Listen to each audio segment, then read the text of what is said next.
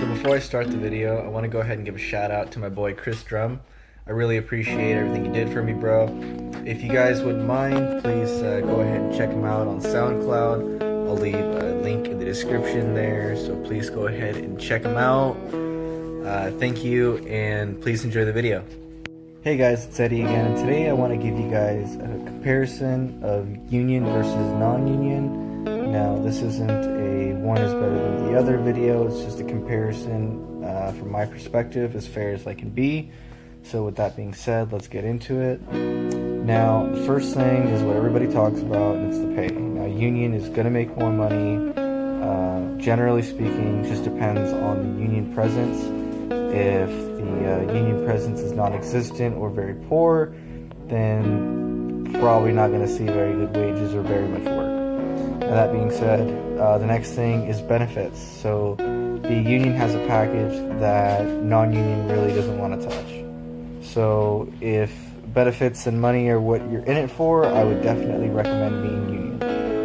With that being said, that doesn't mean you can't get a good benefits package non-union. You're just going to have to be able to negotiate that and know what you're worth. So the next thing is tools.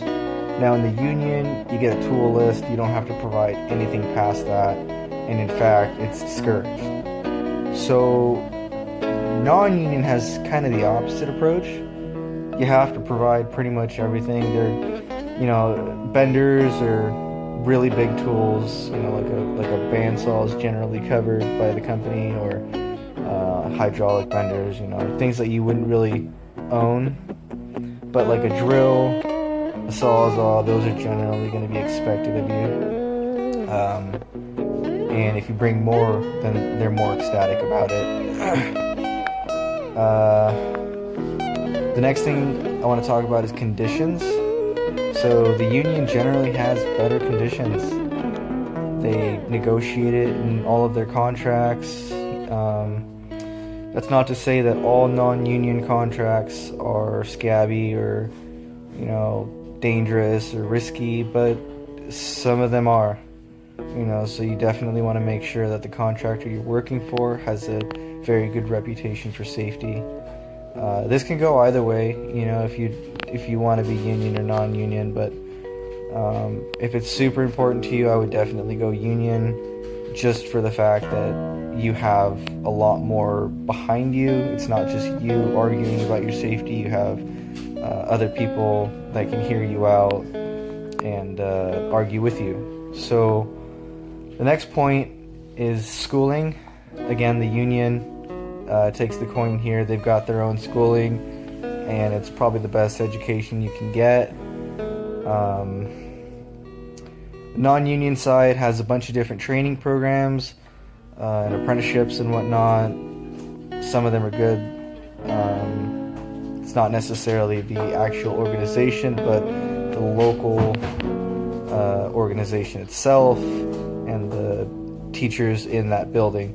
So you could have good and bad teachers in both, but generally speaking, you're going to get a better education union. You're also going to have to pay for it yourself as a non-union electrician or apprentice.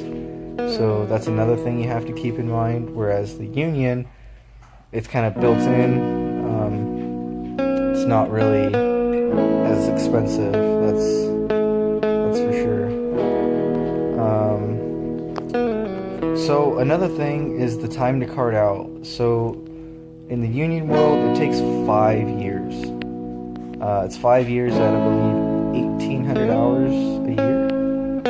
Whereas the 4-year program is for non-union, and that's only 2,000. That's 2,000 hours a year. Sorry. If you want to get the license soon, non-union would be the route to go. That's not to say that it's a bad way to do it. You can definitely learn a lot of good things from people in the non-union world. I've worked with people that used to be union, and they just prefer non-union. Everybody has their reasons, and I wouldn't necessarily say that there's any real way to say that one person should or should not be union. I think that's that's something you got to decide yourself. The next thing I want to talk about is camaraderie.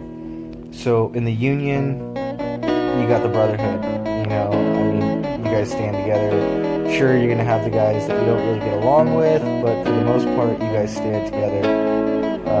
In the non-union world, not so much. It's kind of a dog-eat-dog world. You can definitely make friends, but I definitely wouldn't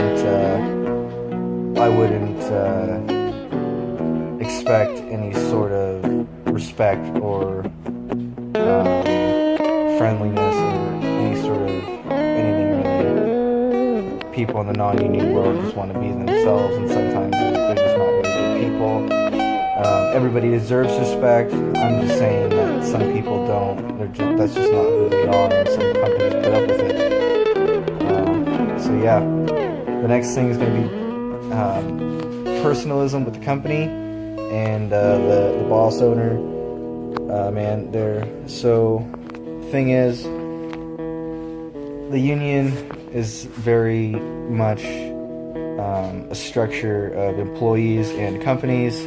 So you don't really work for the company, you work for the union, and you're being contracted out to the company. So you don't really, I mean, it's not really a FaceTime type of company, you know, you're not really, there's no point. I mean, there are definitely people that stay on with companies for years, but I mean, you're not really going to get a whole lot of personalism. In the non-union world, you might even be having beers with your boss on the weekends. You never know. I've definitely liked to be a little more of a friendly and open with my bosses. It's just a little bit easier on me, I guess. If I just treat them like another person, I don't have to feel like I'm walking on eggshells every time they're around. So, the next thing I want to talk about is variety. The union world, has the scope, man. If you want to be doing all the cool stuff or all the good paying stuff or cushy stuff, it's union. For one reason or another, it's union, guaranteed. And if it's not, jump on it. In the non-union world, we get a lot of the basic stuff. So it's kind of hard to find and get into that kind of work, whatever it is, really. You know, if you like doing residential, if you like doing offices, if you like doing, TI, restaurants, like absolutely, that's everywhere. But if you want to be doing the cool big boy stuff, refineries around here, at least, all union. A lot of the hospital type work is union.